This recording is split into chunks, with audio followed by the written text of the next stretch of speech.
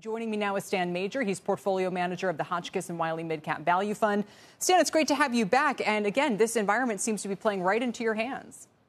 Yeah, it's great to be back, Kelly. How are you? I'm doing well, and I think it's important to point out to people why you think, I'd put you in the camp of more of Goldman and the rest who are saying we're so tight in energy markets that we shouldn't rule out the possibility of going over 100 a barrel. Could you update your view since we last spoke? I mean, where do you think we're going now? Sure. So the last time we spoke, we talked about some of the similar things we're going to talk about today, which are, demand is coming back. It's pretty strong. We have a very healthy economy. There's been a lot of liquidity pumped into the system. We're seeing inflation. Things are very strong. So pre-pandemic, we were about 100 million barrels a day of supply and demand. In the not too distant future, demand might be 102, 103 million barrels. I don't think those are crazy assumptions. The issue is the world has never supplied 102 or 103 million barrels a day.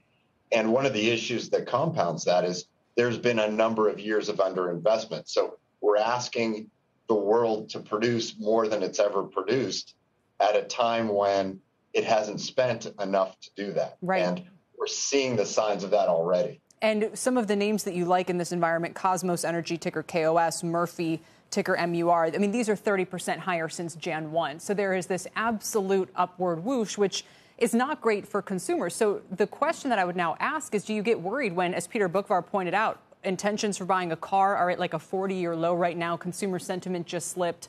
People are unhappy about the gasoline prices that we're already seeing.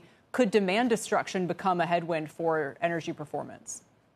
Sure. So I think a couple of things. The most important thing about investing is the price you pay for the asset that you're buying.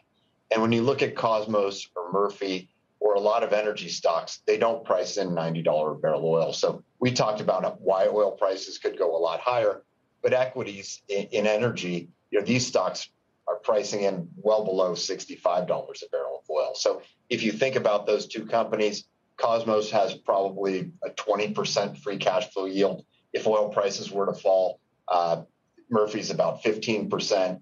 In the case of both companies, on top of that, how inexpensive they are, Cosmos has a fantastic LNG asset. We think that asset, which is not in that free cash flow, is probably worth 2/3 of the current share price. So you're getting another $3 for free. Yeah. In the case of Murphy, they have some exploration in Brazil, which could be a company maker. You're getting that for free. So energy equities are very, very inexpensive, especially relative to crude oil. So in other words, even if Ed Morse at Citi is correct, and we spoke with him yesterday, and he said oil could be at 60, 65 at the end of the year, that's still a scenario in which these companies that you like could perform well.